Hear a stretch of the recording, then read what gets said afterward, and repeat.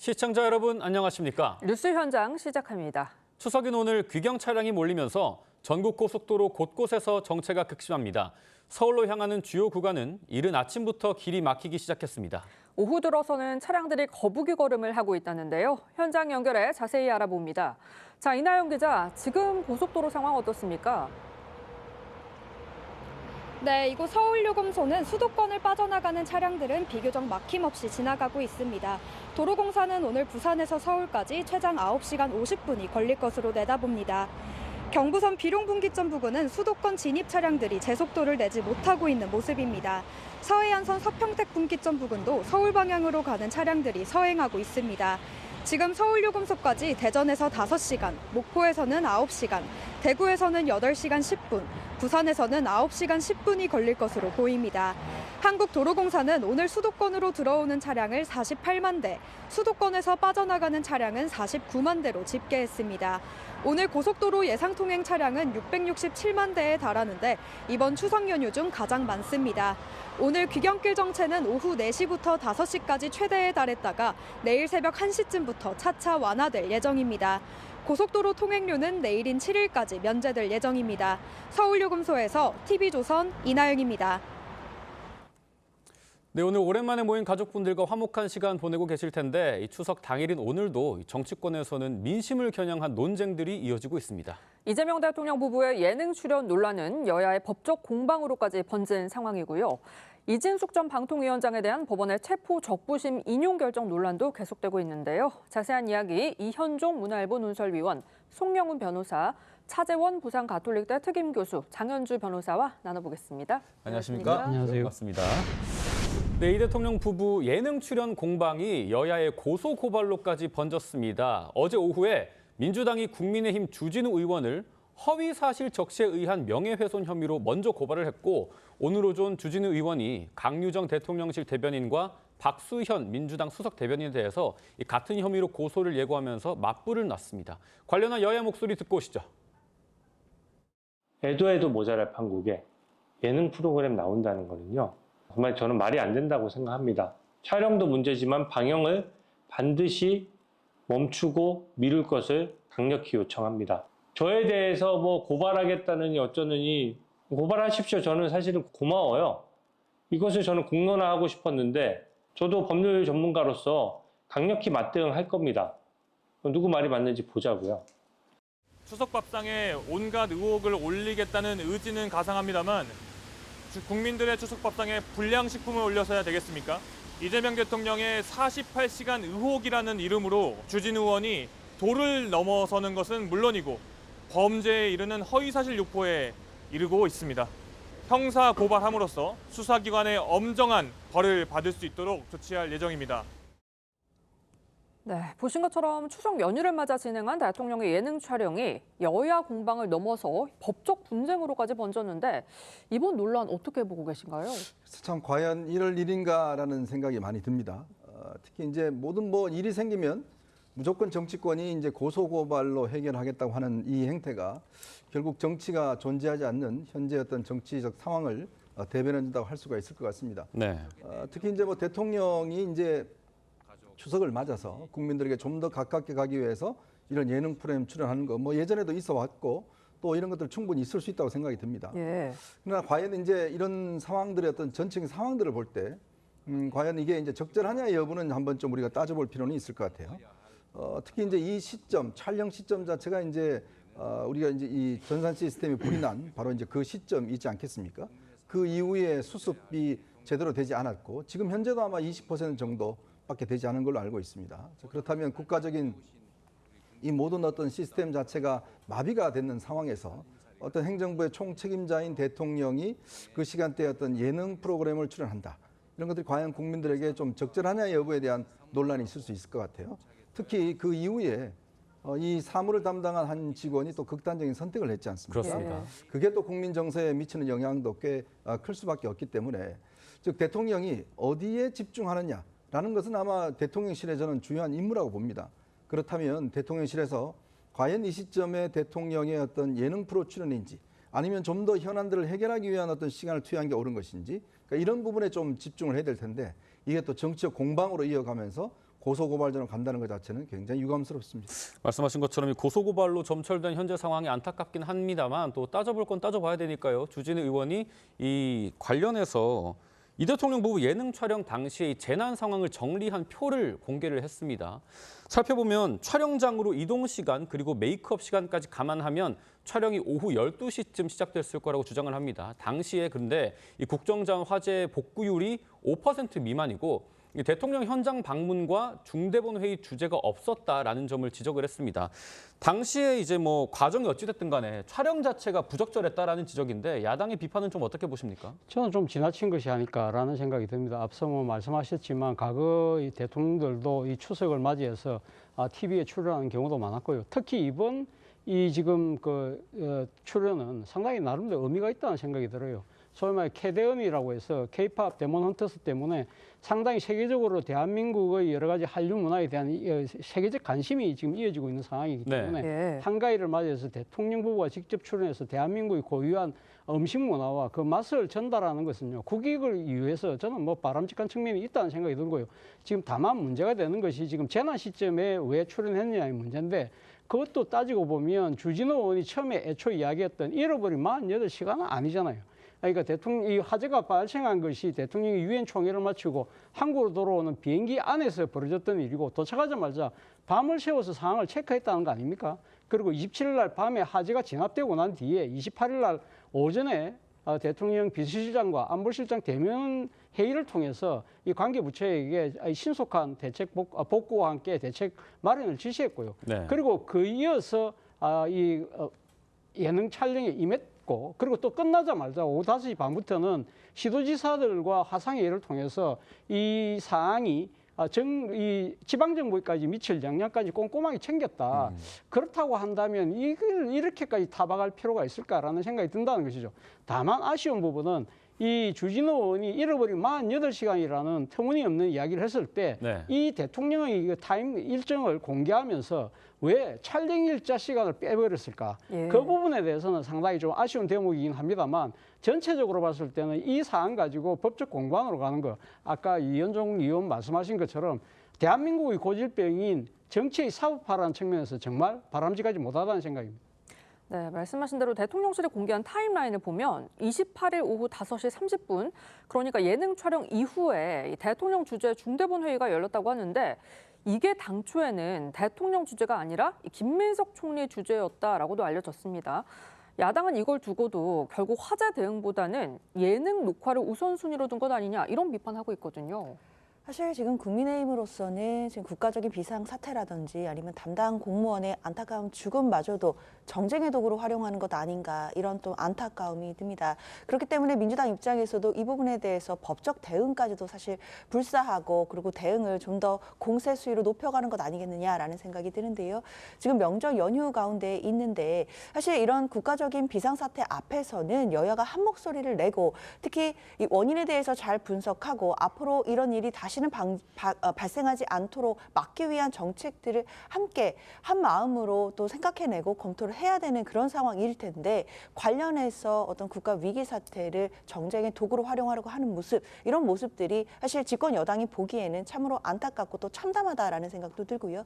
그렇기 때문에 대통령실에서 어떤 해명이 나오고 또 대통령이 그 기간 동안에 어떻게 대응을 했다라는 부분들을 세세하게 일정을 공지를 했음에도 계속해서 지금 정치 공세가 도를 넘는 상황이기 때문에요. 이런 부분에 대해서는 뭐 사법 절차도 진행이 됐지만 그에 앞서서 국민들께서도 다 지켜보실 거라고 생각합니다.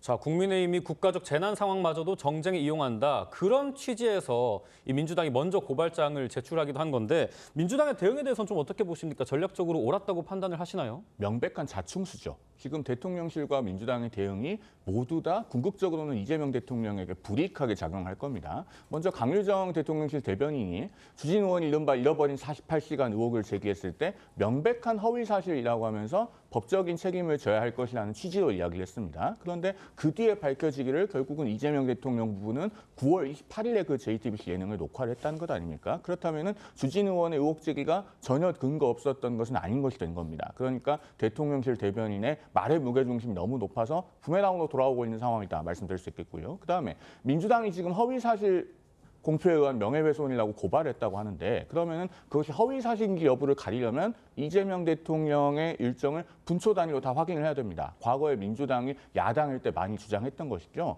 그것을 확인하지 못하면은 무혐의가 될 수밖에 없는 것이고 확인을 하더라도 결국에는 무혐의 처분을 하게 되면서 왜 어떤 점에서 허위 사실이 아닌지를 상세하게 그 불기소 결정서에서 밝혀야 됩니다. 그렇기 때문에 이것은 민주당에게 결국에는 자충수로 돌아올 수밖에 없다 이렇게 평가를 하는 것입니다. 지금 주진우 의원의 최초 문제 제기 이후에 강유정 대통령 대변인이 허위 사실이다, 잃어버린 48시간은 말이 안 된다라면서 선을 그었죠. 그 이후에 이 논란이 일파만파 커지고 추가적인 증거가 나오면서 대통령실에서 주요 일정을 공개를 했습니다. 그런데 이런 상황에 야당에서는 이 강유정 대변인 잘못한 거 아니냐, 경질해야 된다 이런 요구도 나옵니다. 관련해 이준석 개혁신당 대표가 어제 강 대변인에 대한 이 즉각 경질을 촉구하는 신고서를 민주당이 운영 중인 허위 조작 정보 신고센터, 이 민주파출소라고 하죠. 여기에 제출을 했다고 밝혔는데 이번 사태에 강 대변인의 책임은 좀 어느 정도 있다고 보시는지요?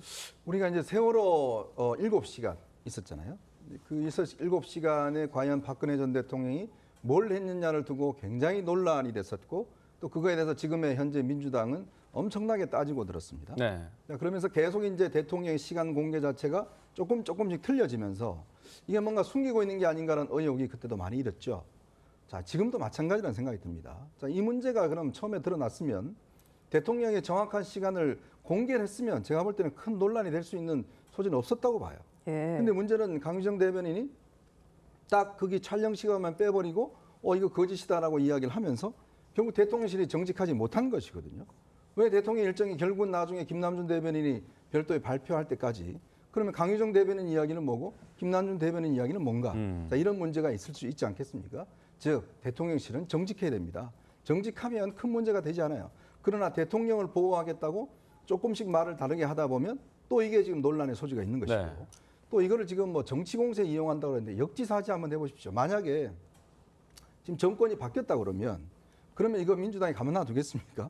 뭐 예전에 우리가 다 봤지 않습니까? 네. 그러니까 본인들이 이런 문제를 가지고 그동안 그렇게 정치적으로 이용을 많이 했고 더군다나 정치 공세라고 그러는데 다수결을 이용해서 모든 걸 밀어붙이는 거는 정치 공세가 아니고 그럼 야당이 이런 문제를 좀 제기하는 게 정치 공세일까요?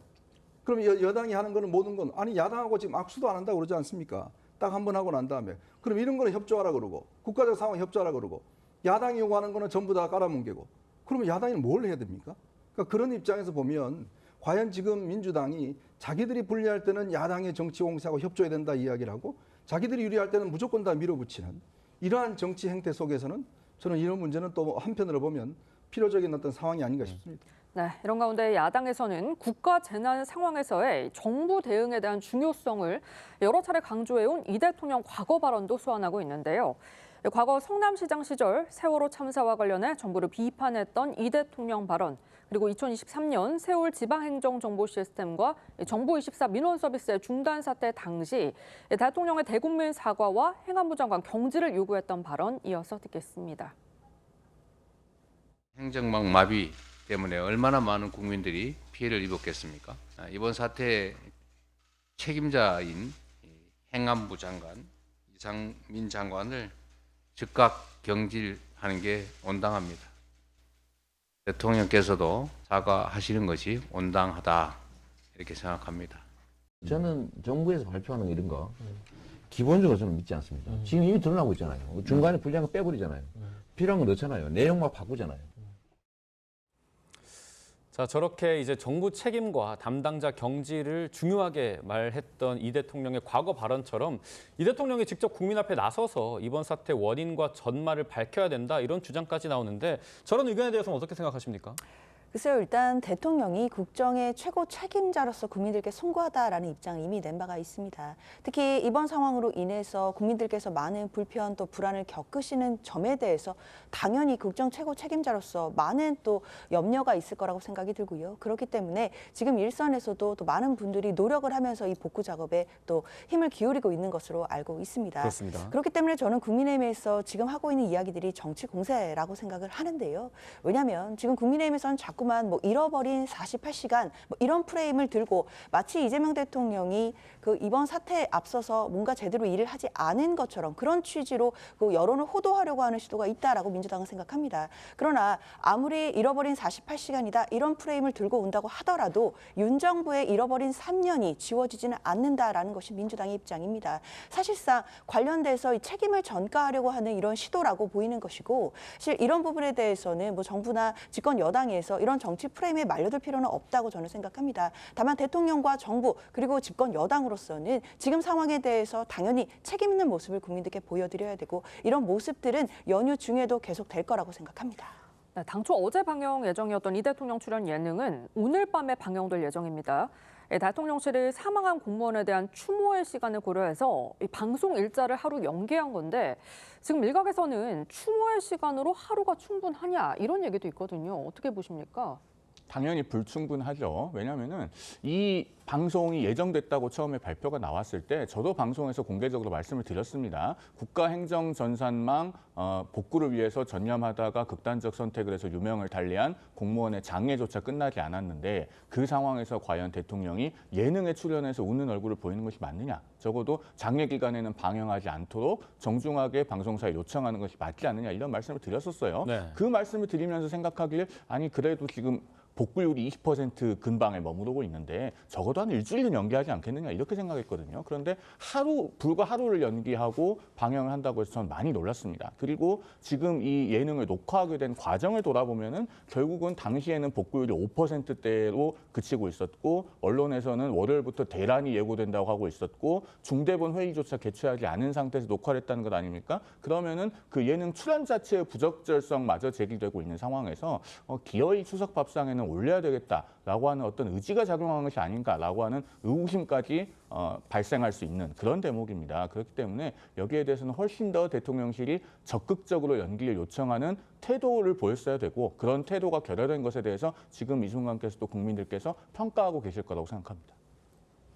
예, 뭐 지금 대통령의 예능 출연과 관련해서 저는 뭐 이 연기 신청을 한 것은 좀 당연하다는 생각이 들고요. 뭐 담당 공무원이 사망을 해서 국가적으로 추모 기간이었기 때문에 아마 대통령실 입장에서도 그것이 그러니까 방영되는 것이 적절하지 못하다고 판단했던 것 같고요. 그런 조치는 저는 잘했다는 생각이 들고 네. 다만 오늘 저녁에 다시 방영을 하기로 방송국에서 결정을 한 것인데 많은 분들이 오해하는 부분이 대통령실이나 권력의 차원에서 자신들의 정치적인 효과를 극대화시키기 위해서 이 연기 일정을 단축시킨 거 아니냐는 그런 뭐 이제 억측들을 하시는 것 같은데요. 제가 생각했을 때는 방송의 편성 자유권을 보장하고 있는 이 국민주권 정부라는 민주당 정부에서 그런 일이 저는 있을 수가 없다는 생각이 들고 아마 모르긴 몰라도 오늘 그 방송 일정은요 방송국의 재량에 의해서 결정되는 것이기 때문에 여기에 대해서 대통령실에서 또 왈가왈부하는 거야말로 또 방송 독립에 대한 침해라는 이야기가 나올 수 있는 것이죠. 다만 제가 생각했을 때는 방송국의 그 재량에 따른 결정도 그렇게 썩 좋아 보이지는 않는 것만은 사실입니다만 이런 부분에 대해서도 아마 대통령실도 모르긴 모르지만 소가리를 하면서도 여기에 대해서 뭐 대놓고 이야기할 수 있는 상황은 아니다. 그렇기 때문에 이 부분과 관련해서 이 방송국의 결정을 갖고 지금 민주당과 집권 세력에 대해서 타박을 하는 것은 좀 지나치다는 생각도 듭니다. 예. 네, 추석 연휴에 정치권에서 공방만 오고 가고 있는 건 아닙니다. 어제 야당의 청년 정치인들이 추석 맞이 화합을 도모하는 스타크래프트 대회를 열었습니다. 개혁신당 이준석 대표와 국민의힘 김재섭 의원이 전직 프로게이머들과 팀을 이뤄서 대결을 펼쳤다고 합니다. 보고 오시죠. 저희 나이 때는 명절 때 가가지고 사촌들이랑 스타라고 이런 게 하나의 추억이었죠. 복원해보자 이런 생각으로 한번 기획해봤습니다. 오늘은 제가 사실 현피 뜨려고 온 건데 근데 종목이 스타인지는 몰랐거든요. 저희 엄마가 나쁜 형들이랑 PC방 가지 말라 그랬는데 이준석 의원이 형이에요. 그리고 이제 김재석 의원 동생이 가차없네. 인생은 실전이란다 동생아. 재서봐. 자 남은 시간은 40초. 이준석 팀 이준석 승리. 네, 어제 경기는요. 개혁신당 이준석 대표 제안으로 당초엔 민주당 모경종 의원도 참여할 예정이었는데 그런데 아시다시피 모 의원 강성 지지층 반발로 결국 불참을 했습니다. 모 의원은 경기 전에 자신의 SNS에 여러분의 따끔한 질책의 말씀대로 지금은 우리 모두가 단일 대우를 이뤄 싸워야 할 때라면서 여러분의 회초리를 무겁게 받아들이겠다. 일종의 반성문도 썼거든요. 이 상황 어떻게 보시나요? 그렇죠. 일단 이 게임을 하는 부분, 뭐 이런 부분에 있어서는 처음 취지는 아마 여야 간에 좀 협치하는 모습을 또 국민들께 보여드리자, 뭐 이런 차원이었던 것으로 보이긴 합니다. 다만 사실 취지에 맞게 과연 저런 모습으로 뭐 여야의 협치라든지 또 국민들 보시기에 아 정말 정치인들이 이제 싸우지 않고 협치하는구나라고 믿으실 만한 장면이 연출됐는지는 저는 좀 의문이 들기는 합니다. 그렇기 때문에 아마 많은 지지자분들께서도 저런 뭐 취지나 이런 부분과는 별도로 지금이 사실 한가하게 게임할 때냐라고 좀 질타하시는 목소리가 많았던 것도 사실이거든요. 지금 사실 민주당 입장에서는 한적한 또 개혁의 과제들이 산적해 있는 상황이고 그런 부분들이 아직 다 완수되지 못한 상황에서 과연 저렇게 함께 게임을 하는 모습을 보여드리는 것이 적절하냐라는 지적이 분명히 당내에서는 있었던 것 같고 이런 부분들을 모 의원이 또 목소리를 받아들인 차원으로 이해를 할 것 같고요. 그렇기 때문에 이런 부분들이 또 어느 정도 이벤트성이 있었던 것은 사실이지만 이런 취지와는 다르게 사실 이런 취지가 무색해질 정도로 지금 여러 가지 상황 속에서는 민주당은 사실 이런 개혁이나 또는 이제 내란을 종식해야 된다라는 부분 이런 부분들에 대해서 지지자들 또 당원들의 목소리가 매섭다라는 것을 다시 한번 느껴지는 그런 장면이었습니다. 올해 3월이었던 것 같습니다. 권성동 당시 국민의힘 원내대표가 국회 목욕탕에 누가 자꾸 MBC만 틀어놓는다라면서 문제를 제기하니까 이광희 의원이 그거 내가 했다라면서 채널 사수를 놓고 갈등을 벌이기도 했죠. 그런데 이제는 여야 의원들이 게임을 한 번 하는 거 놓고도 상당히 갑론을박이 벌어지고 있습니다. 지금은 뭐 여야 보좌관들도 서로 대화를 안 하고 식사도 안 한다라고 하는데 이런 경색된 정국이 해결될 기미는 안 보입니다. 근데 한가하게 게임, 저는 이 프레임 자체도 잘못됐다고 봐요.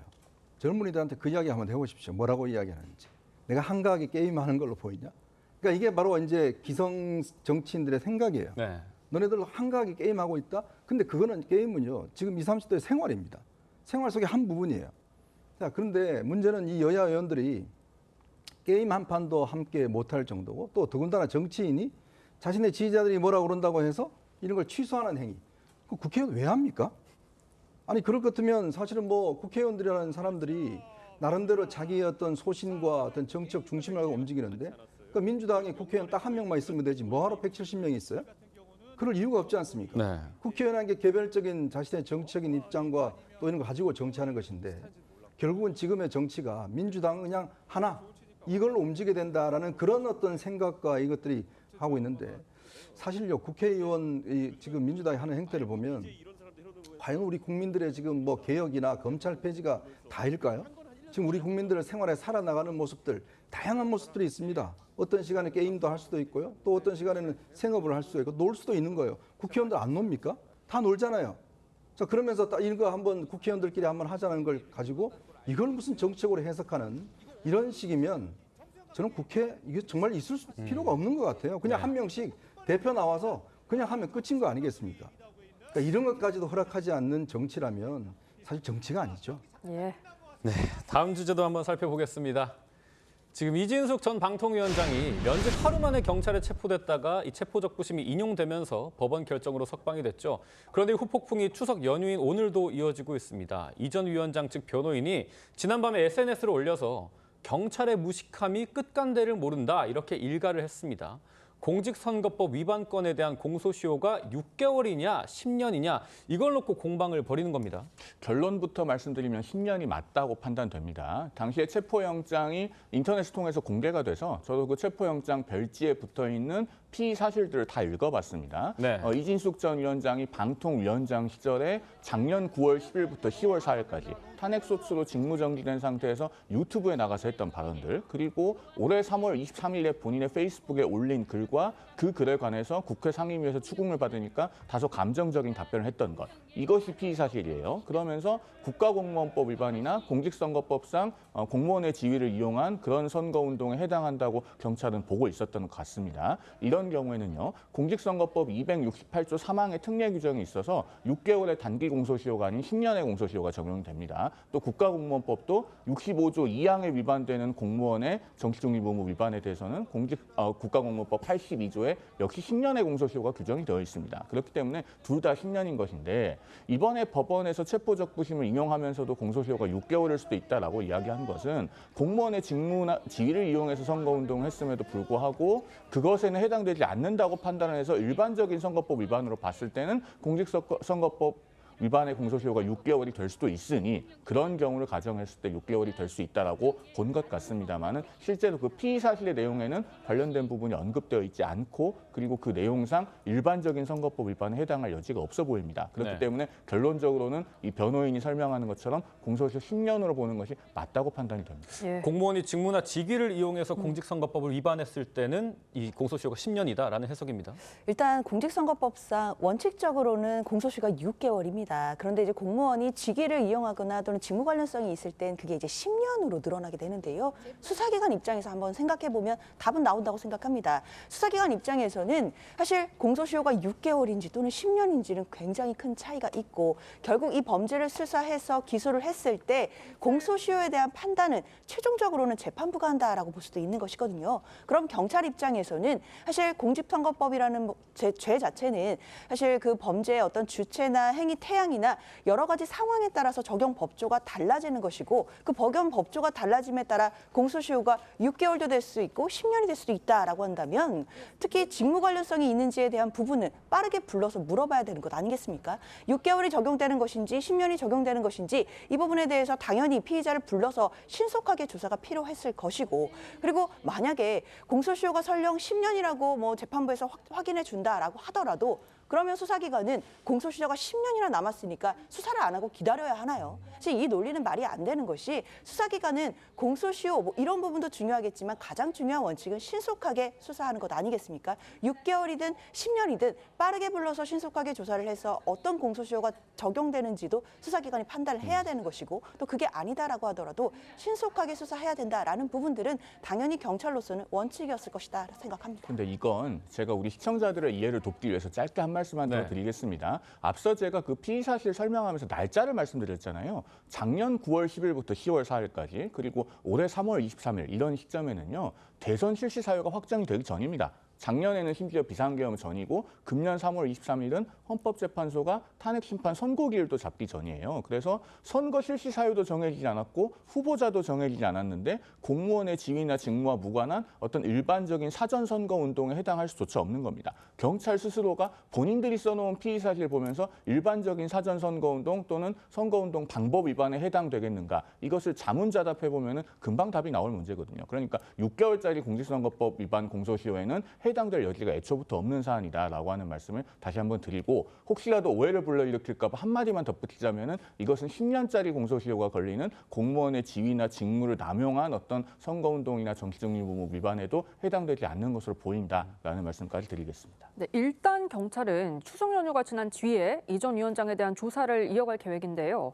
이 법원이 긴급 체포 적법성을 인정을 했지만 현 단계에서 구금 필요성을 인정하지 않은 만큼 새로운 혐의가 드러나지 않는 이상 섣불리 추가 신병 확보 조치에 나서진 않을 걸로 보이는데 어떻게 보십니까? 자, 이 문제는 예를 들어서 공직선거법상 뭔가 뭐 돈을 주고 받았다든지 뭔가 어떤 서로 주장이 좀 다르다든지 팩트 자체가 좀 다퉈봐야 될 여지가 있다든지 뭐 이런 사안이면 예를 들어 이진숙 위원장에 대한 어떤 수사, 여러 차례 수사가 필요할 겁니다.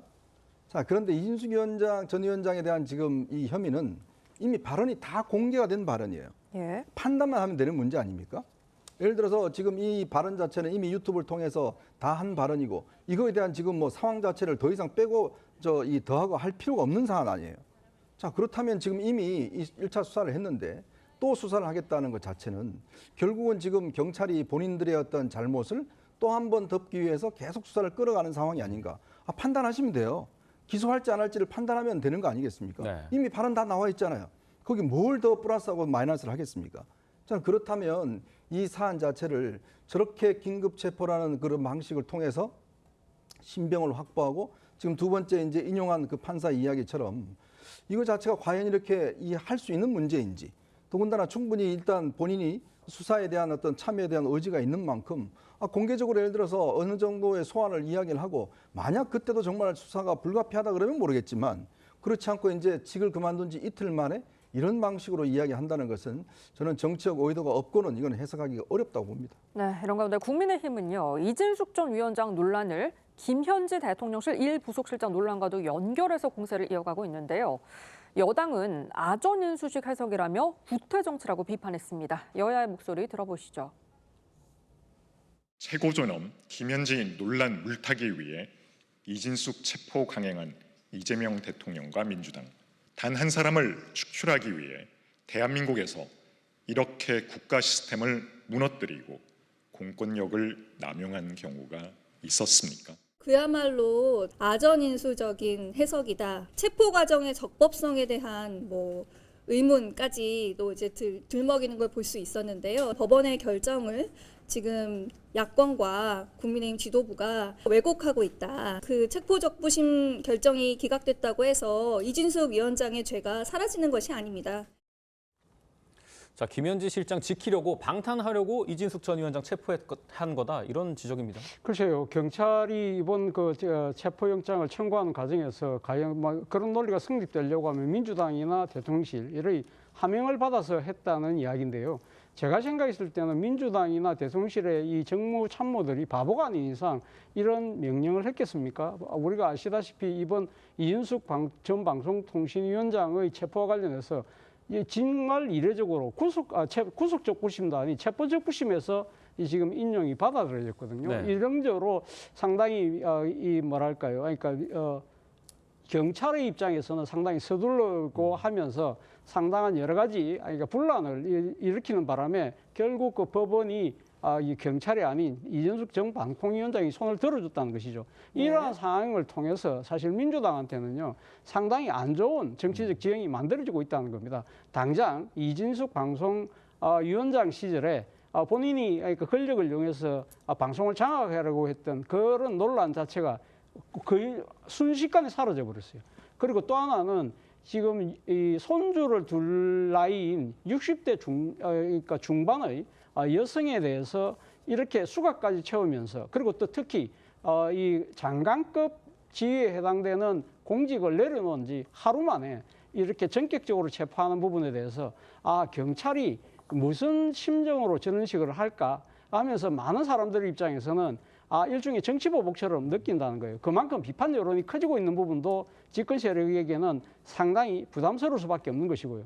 또 특히 이번 사태를 통해서 이인숙 전 위원장 같은 경우는 정치적 날개를 단 셈이 된 겁니다. 네. 그렇기 때문에 벌써 내년 지방선거를 앞두고 특정 지역의 유력 후보로 지금 부상하는 측면이 있고요. 그래서 극우 여전사로 불렸던 이 전 위원장에 대한 이미지가 아주 가여운 보수 여전사로 바뀌는 그런 효과를 과연 집권 세력이 노렸을까요? 저는 그런 측면에서 본다고 한다면 이 경찰의 이 행위와 이 집권 세력의 의도와 연결시키는 것은 상당히 좀 이렇게 보면 논리적 비약이라는 생각이 그걸 지울 수가 없습니다. 뭐 그런 얘기가 많이 나오더라고요. 추미애 법무부 장관이 이제 윤석열 전 대통령의 우군이로 평가가 됐던 것처럼 이제 지금 민주당이 이진숙 전 위원장의 체급을 올려주고 있다. 이런 얘기는 어떻게 보십니까? 저도 이게 야당에 주장하는 것처럼 김현지 실장의 문제를 덮기 위해서 했다. 그래서 덮는다고 덮여질까요? 네. 계속 논란이 될 텐데 그거는 제가 볼 때는 좀 논리적 비약인 것 같고. 근데 지금 보면 결국 이제 몇 가지 관점이 있습니다. 결국 지금 여당이 추진하고 있는 검찰청 폐지와 관련 앞으로 이제 경찰의 권한이 확대되는 문제, 과연 그거에 대한 미래를 보여줬다라는 측면에서 아마 여당은 굉장히 부담스러울 겁니다. 즉, 이 경찰의 권한이 커지면 커질수록 국민의 어떤 인권, 사실은 이제 이 이진숙 전 위원장이기 때문에 변호인도 나오고 기자들도 나오고 야당도 나서고 엄청나게 했지 않습니까? 맞습니다. 근데 만약에 일반 시민이 이런 걸 겪었다 그러면 그건 어떨까요? 그냥 모르는 사이에 일반 시민의 권리가 침해될 수가 있는 거거든요. 그만큼 경찰의 권한이 세지면 세질수록 인권보호라는 측면에서 약화될 수밖에 없다라는 측면들을 이제 하나 보여준 것이고 또 하나는 지금 여당이 본인들이 힘을 발휘하면 다 할 수 있다라는 그런 어떤 착각에 빠진 게 아닌가라는 생각이 듭니다. 즉 모든 것들이 작용과 반작용이 있기 마련이고 이렇게 일방적으로 할 경우에는 국민 여론이 상당히 돌아갈 수 있다는 현실을 파악을 해야 돼요. 특히 지금 최근에 제가 알기로는 아마 대통령실도 굉장히 곤혹스럽다고 그럽니다. 여당의 어떤 정청래 대표와 추미애 위원장의 일방 통행에 대해서 국민 여론도 좋지 않은 상황에서 이런 일까지 이제 벌어지면 사실 국민들의 여론은 급속히 식을 수가 있어요. 자, 그렇기 때문에 본인들이 힘이 세다고 무조건 하는 것보다 국민들의 어떤 전체 여론이라는 것은 굉장히 냉정하게 보고 있다는 현실을 좀 파악을 해야 될 겁니다. 네, 이런 가운데 민주당 친명계나 강성파를 중심으로 이 김현지 실장에 대한 엄호도 계속되고 있는데요. 우상호 대통령실 정무수석이 오늘 한 라디오 인터뷰를 통해 김현지 실장에 대해 감싸야 할 이유는 없다고 했습니다. 들어보시죠. 저 비서실이 김현지 비서관을 감싸야 될 이유가 없어요. 왜 그분을 감쌉니까? 나오라면 나가고 나오지 말라면 안 나가면 되는 것이죠. 유력한 대권 후보를 사법적으로 단죄하려고 했던 거에 대해서 전 지금도 도대체 왜 그랬을까? 배우가 없었을까? 이런 의심은 있어요, 솔직히. 비정상적인 이 사법부의 행위에 대해서 굉장히 저는 파헤쳐야 되고 진상이 드러나야 된다고 생각하는 사람인데요. 방법은 좀 지혜로웠으면 좋겠어요. 네, 김현지 실장 출석에 관련해서 우상호 정무수석이 앞서는 100% 나간다라고 했다가 이번에는 국회가 의결하면 100% 나간다라고 얘기를 했습니다. 조금 달라지긴 했는데 근데 어찌됐든 증인 채택이 돼야 되잖아요. 그런데 운영이 다수가 민주당입니다. 가능할까요? 민주당 내부에서도 여러 목소리가 있는 것 같고요. 기류가 조금씩 달라지는 거 있다라는 생각은 듭니다. 특히 이제 일부 의원들도 김현지 실장이 못 나올 이유가 없다, 당당하게 나갈 수 있다라는 취지의 인터뷰를 하기도 하고 그런 걸 보면 민주당에서도 여러 가지를 검토하고 있다라는 생각이 들고요. 특히 이제 우상호 실장의 이야기도 내용이 바뀌었다라기보다는 저는 원론적으로 같은 이야기라고 생각합니다. 결국에 국회에서 부르지도 않았는데 갑자기 나갈 수는 없는 일 아니겠습니까? 네. 당연히 국회에 절차적으로 의결이 있어야 되는 건 너무나 당연한 원론적인 이야기이기 때문에 국회에서 의결이 있고 나면 당연히 김현지 실장이 국회에 참석을 해서 또 의원들의 질문에 대해서 또 대답을 하는 그런 기회가 있을 거라고 생각이 들고요. 만약에 그런 기회가 주어진다라고 한다면 저는 지금 국민의힘에서 사실상 무차별적으로 김현지 실장에 관한 여러 의혹들을 제기하고 있지만 그런 의혹들이 한순간에 해소가 될 거라고 생각합니다. 지금 김현지 실장의 증인 채택 문제는요. 우상호 정무수석 그리고 민주당 그리고 김현지 부속실장 본인까지 어떻게 보면 똘똘 뭉쳐서 이재명 대통령을 망신 주고 있는 상황이다. 저는 이렇게 평가합니다. 자, 김현지 실장에 대한 인사가 어떻게 됐습니까? 1992년 이래로 총무비서관이 국정감사에 나오지 않은 적이 단 한 번도 없었다고 하니까 그동안에 국회에 증인으로 출석하지 않았던 제1부속실장이라는 자리로 보직 이동을 시켰습니다. 그러면서 공동대변인이라고 하는 대단히 부자연스러운 체제를 만들어냈고 앞서 저희가 서두에서도 살펴봤습니다만 강유정 대변인과 김남준 대변인의 브리핑 내용마저 달라지는 그런 상황이 되고 있지 않습니까? 자, 그런 상황에서 여당이 다수당인데 국회가 증인 채택을 해줘야지만 증인으로 나가겠다라고 하는 것은 이 일련의 부자연스러운 인사가 결국 김현지 전 총무비서관 한 사람을 국감에 내보내지 않기 위해서 이루어진 것이다라고 하는 것을 여권 전체가 똘똘 뭉쳐서 잔인하고 있는 셈이 되는 겁니다. 그렇기 때문에 여권 전체가 지금 이재명 대통령을 망신 주고 있는 상황이다. 제가 이렇게 말씀을 드리는 거고요. 네. 이 모든 논란을 끊고 싶으면 조건을 붙이지 않으면 됩니다. 김현지 부속실장 본인이 내가 얼마 전까지 총무비서관이었으니까 조건 없이 국감에 나가겠다. 이렇게 하면 해소가 되는 것이고 그렇게 되지 않고 조건부 100%를 말한다면은 그것은 결국 0%와 다르지 않다. 국민들께서 모르시지 않을 거라고 생각합니다. 네, 마지막으로 이문정 서울 동부지검장 얘기 짧게 좀 짚어보겠습니다. 이문정 동부지검장이 어제 SNS를 통해서 또다시 친정인 검찰을 겨눴습니다. 뿌린 대로 걷었다 이렇게 직격을 했는데 앞서 정성호 법무부 장관이 정치적 중립성이나 업무 공정성에 의심을 불러올 수 있다. 언행 좀 주의하라 이렇게 경고를 했는데도 다시 공개적으로 의견을 드러낸 겁니다. 좀 어떻게 보십니까? 사실상 항명으로 보여질 수 있죠. 왜냐하면 사실 참 이게 굉장히 이례적입니다. 장관이 특정 검사장에 대해서 공개적인 편지를 보내서 좀 언행에 조심하라라고 하는 것 자체는 저는 거의 처음 보는 일 같아요. 네. 그만큼 따끔하게 지금 경고를 하는 거 아니겠습니까? 법무부 장관이 인사권을 지닌 법무부 장관이 동부지검장의 정책 발언, 특히 이제 본인이 국회에 나와서 오적 발언을 한 것 자체는 결국은 이거는 지금 현재 대통령실에 근무하고 있는 민정수석 등을 다 겨냥한 이야기 아니겠습니까? 자신의 상관인 지금 대검 차장이라든지 법무부 차관 전부 다 겨냥해서 적이라는 게 뭡니까? 도둑이거든요. 네. 도둑이라고 이야기를 한 겁니다. 그거는 사실은 이거는 검찰들 사회에서 인정할 수도 없고 어떤 조직에도 저는 이런 걸 보지를 못했어요. 자, 그러면 충분히 그런 부분에 대해서 본인이 인지를 하고 언행을 조심해야 될 텐데 또 이렇게 올린 거잖아요. 자, 지금 동부지검에 제가 알기로 있고 저번에 이 수사와 관련해서 마약 관련된 수사를 지금 배당을 해 수사를 하고 있는 걸로 알고 있습니다. 근데 꽤 오랜 시간이 지났어요. 뭐가 어떻게 돌아가는지 아직까지 성과가 나오고 있지 않습니다.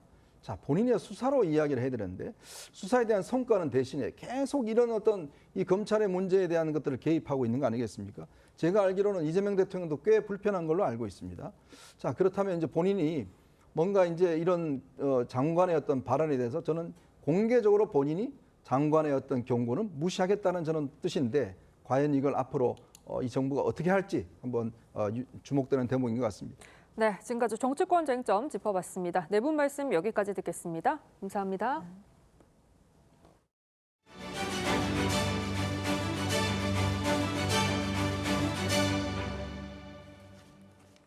명절하면 빠질 수 없는 게 감사의 마음을 전하는 선물이죠.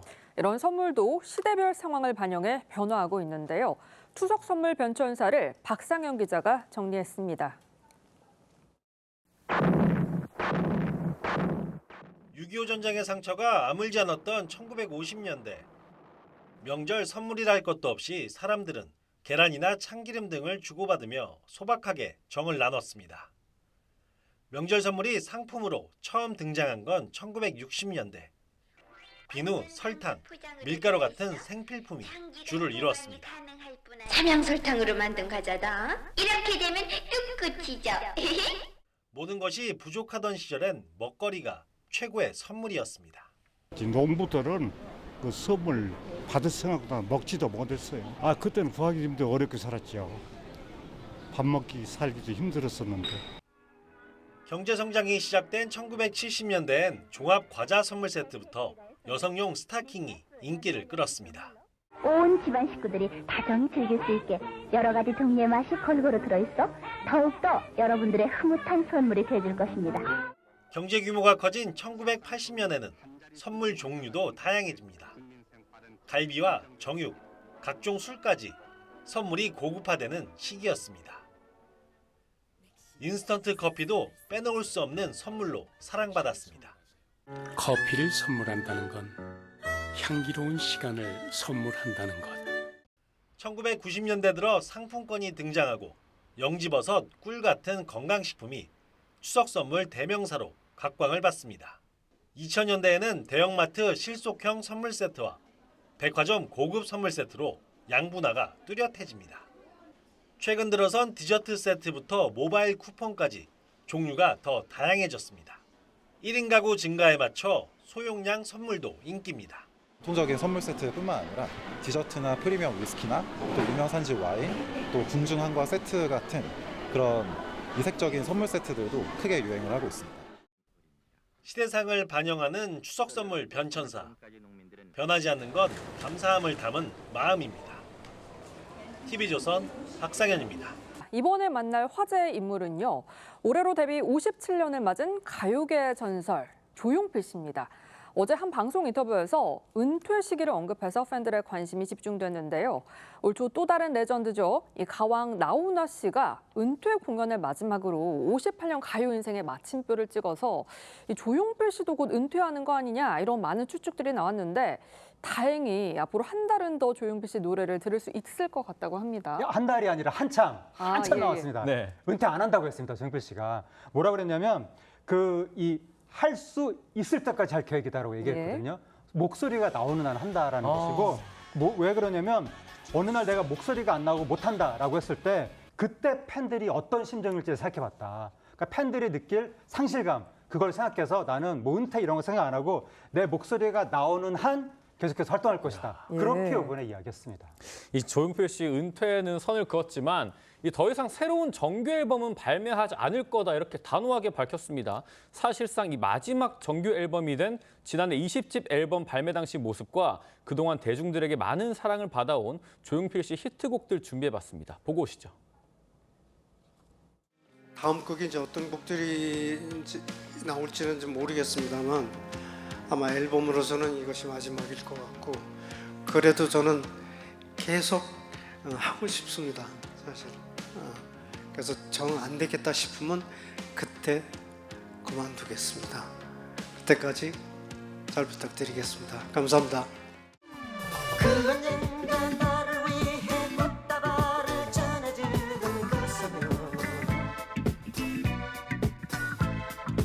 오늘따라 왜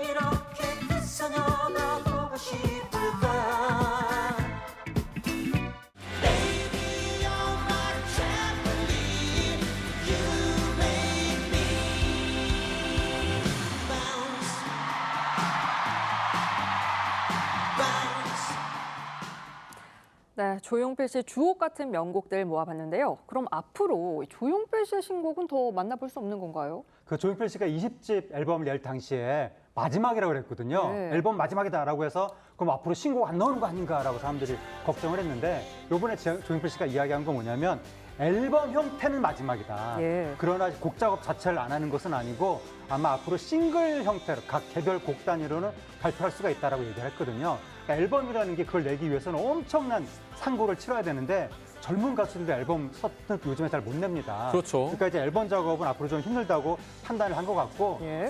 보통 가수들이 요즘에 디지털 싱글 형태로 곡을 많이 내거든요. 아마 앞으로 조용필 씨가 디지털 싱글 이거는 충분히 낼 수 있을 것 같습니다. 다행히 앞으로도 조용필 씨의 신곡을 계속 들을 수 있겠습니다. 어제 인터뷰에서 조용필 씨가 또 본인이 가장 아끼는 자작곡이 꿈이라면서 이 꿈의 창작 비화도 밝혔는데 이 노래를 신문 사설에서 영감을 얻었다고 해요. 그렇습니다. 조용필 씨의 꿈은 정말 명곡이잖아요. 우리 네. 시청자들 중에서도 좋아하시는 분들 많을 텐데요. 이 곡을 본인의 어떤 절절한 경험에서 우러나와서 쓴 줄 알았더니 알고 보니 1989년에 미국으로 가는 비행기 안에서 신문 사설을 읽는데 지금 농촌에는 청년이 없다. 모두 도시로 떠나오고 있다. 이런 이야기를 보면서 거기서 영감을 얻어서 이 꿈이라고 하는 곡을 만들었다는 겁니다. 그런데 우리가 여기서 느낄 수 있는 거는요. 정말 거장의 소울이라고 하는 것은 대단하다라는 걸 읽을 수 있습니다. 왜냐하면 조용필 씨가 꿈을 부른 수많은 라이브 버전들이 존재합니다. 네. 유튜브에서도 찾아볼 수 있는데요. 그 영상 하나하나를 보면 모두 본인이 겪은 어떤 절절한 경험에서 우러나온 노래처럼 들려요. 그런데 알고 보니 신문 사설에서 영감을 얻어서 만들었다고 하니 그러니까요.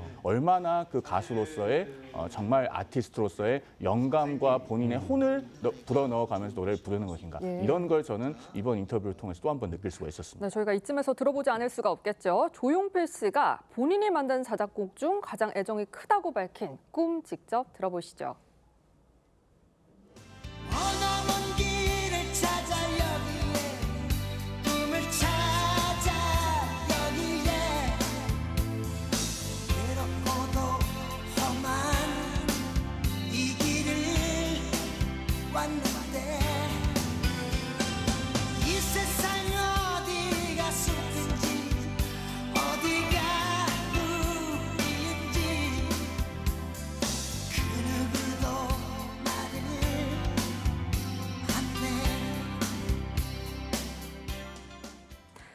네, 이번엔 아들과의 애틋한 재회 영상으로 화제가 된 남경필 전 경기도지사 만나보겠습니다.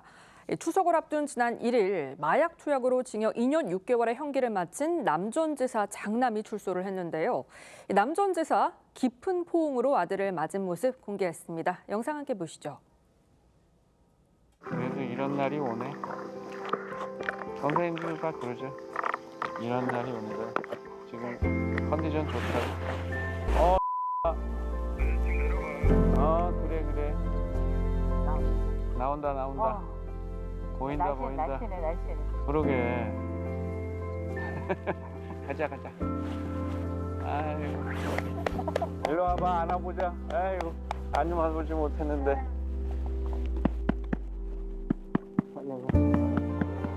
너무 오랫동안 안아보지 못해서 그랬는데 꼭 안으니까 확실히 실감이 나네. 너무 좋다. 자, 추석을 앞두고 아들과 만나게 된 남경필 전 지사 더 애틋했을 것 같습니다. 남 전 지사 아들은 그동안 이제 마약 투약 혐의로 징역형을 선고받아서 치료 감호 시설에서 형기를 채웠다고 해요. 네, 남 전 지사의 아들이 지난 2019년에 마약 밀반입 투약 등의 혐의로 집행유예 4년을 선고받았었거든요. 예. 그런데 2022년에 또 대마를 흡입한 거예요. 그리고 나서 그다음에 또 필로폰을 16차례 투약한 혐의를 아이고. 받았습니다. 그런 상황이 되다 보니까 가족이 신고를 해서 이제 경찰이 현행범으로 체포가 됐는데 우리나라에서 유일한 치료 감호 시설인 국립법무병원에서 네. 그동안 형기를 채웠습니다. 네, 그런데 아들의 마약 투약을 신고한 건 남 전 지사로 알려졌는데요.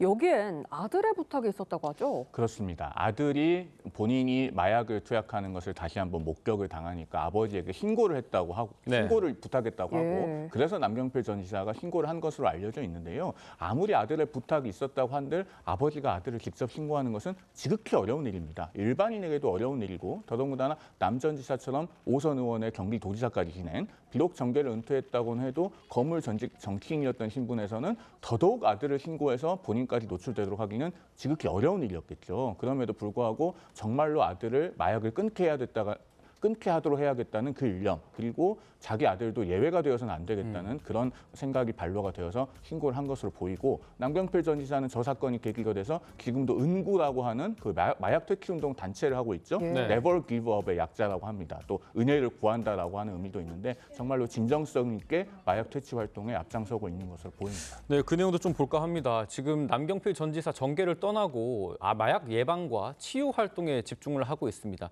남 전 지사 이야기 좀 더 들어보시죠.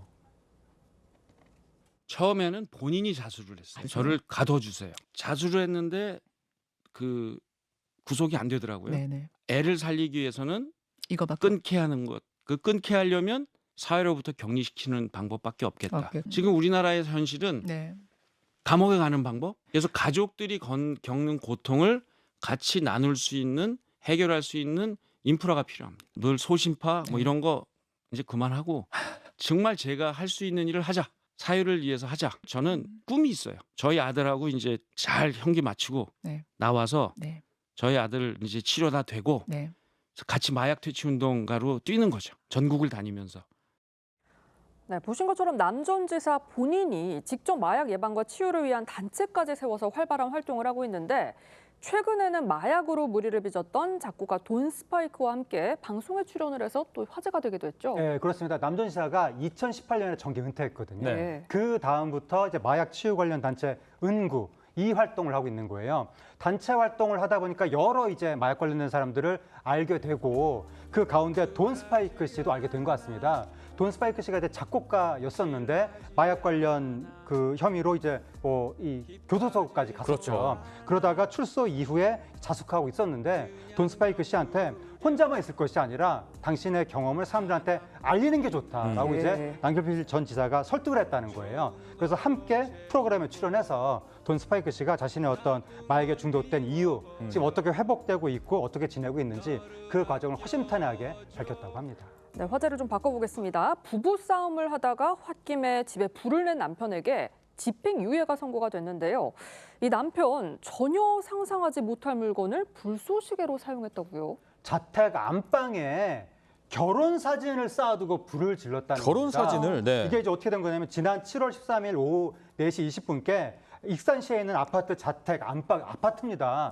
다른 사람도 산다는 얘기잖아요. 거기 안방에서 결혼 사진 등을 불쏘시개 삼아서 불을 이제 붙였다고 하는데, 그런데 불이 붙자마자 본인이 놀랐다고 합니다. 아이고. 놀라서 바로 물을 끼얹어서 불을 껐다는 거예요. 그래서 결혼 사진하고 안방 일부가 탄 것 이외에는 다행히 다른 재산 피해나 인명 피해는 없었다고 합니다. 또 관련 이제 재판에서 이번에 그 징역 1년 6개월에 집행유예 3년이 선고됐습니다. 아니, 불이 크게 확산할 수도 있었는데 징역 1년 6개월에 집행유예 3년? 이거 왜 이런 판단이 나왔을까요? 앞서 우리 하재근 평론가께서도 짚어주셨다시피 구체적인 피해까지는 이르지 않았다는 점을 법원이 가장 눈여겨본 것으로 보입니다. 사실 저게 아파트 안방에서 불을 지는 거잖아요. 그러면은 자칫 잘못하면 매우 큰 피해로 연결될 수 있었던 위험천만한 사건이었습니다. 그런데 화재 발생 직후에 그래도 피고인이 스스로 불을 끄려고 하는 등 피해를 줄이기 위한 조치를 했고, 그래서 실제로 어떤 인명 피해는 발생하지 않았던 데다가 가족이 이 부분에 대해서 용서를 하면서 탄원했다는 점, 이런 부분들을 법원이 종합적으로 평가해서 징역 1년 6월에 집행유예 3년이 나왔습니다. 다만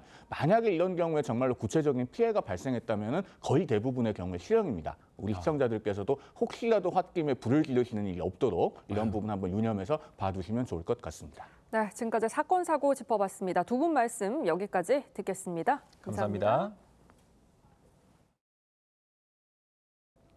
추석인 오늘 전국에 시원한 가을비가 내립니다.